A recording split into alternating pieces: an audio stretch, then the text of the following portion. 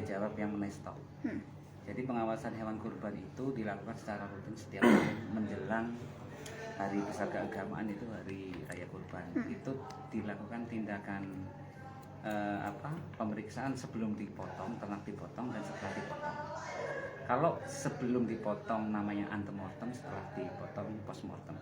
Itu nanti dikoordinasi oleh dokter hewan kami, dokter hewan berwenang, akan membentuk tim, akan dibuatkan surat SK-nya sebagai dasar kegiatannya, nanti akan dilakukan sesuai dengan titik-titik yang telah ditentukan. Jadi gini, itu yang pertama. Yang kedua, mengenai stok hewan kurban, kita mungkin akan perhatikan lebih lagi ketimbang tahun-tahun sebelumnya dengan kewaspadaan terhadap penyakit PMK. Jadi nanti kalau pas pelaksanaan pengawasan hewan kurban, nanti kita akan lakukan edukasi, penyuluhan mengenai edukasi mengenai kewaspadaan PMK, terutama nanti hewan kurban yang akan dikonsumsi. Jadi sementara ini yang harus dipahami oleh masyarakat bahwa hewan kurban misalnya kita pastikan itu sehat dan tidak terindikasi PMK. Tetapi misalnya nanti ada terindikasi PMK, sebenarnya dagingnya masih layak untuk dikonsumsi. Apabila sesuai dengan aturan-aturan yang telah ditetapkan oleh pemerintah. Ya, termasuk cara memasak dan cara penanganannya dari si pemotong hewan kurban.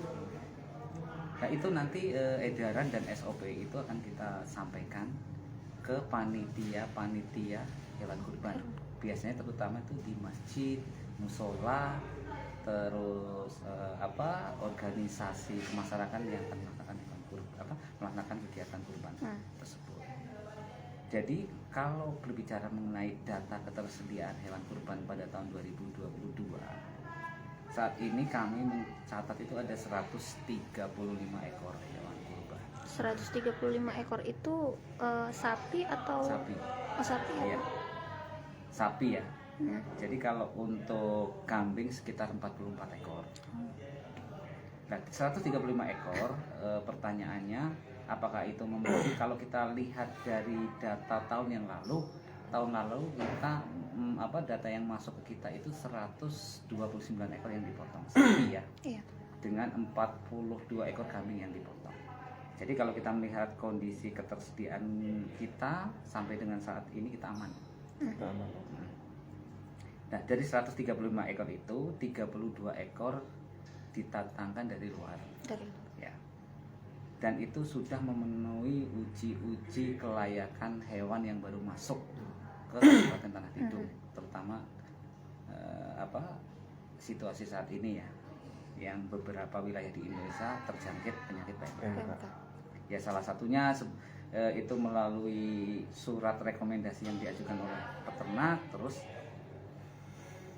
hewan tersebut dilengkapi dengan surat keterangan veteriner yang di dalamnya terdapat surat keterangan kesehatan hewan dari daerah asal pemasukan. Dan itu wajib ya Pak? Dan wajib ya.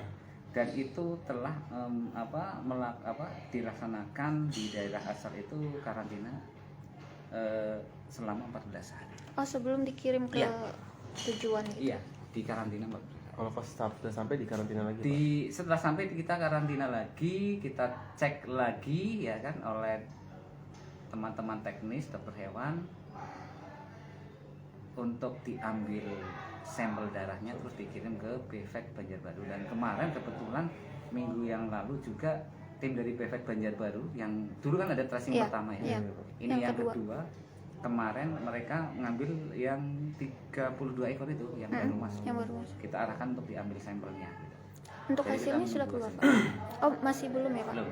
Itu perlu proses, jadi nanti kita menunggu hasilnya. Semoga tidak terjangkit PMK ya. Jadi kalau secara fisik memang tidak ada yang menunjukkan untuk PMK secara fisik ya, secara klinis. Jadi itu untuk stoknya, dan kami juga ini mendapatkan surat rekomendasi untuk pemakai. Terima kasih sudah nonton. Jangan lupa like, subscribe, dan share ya.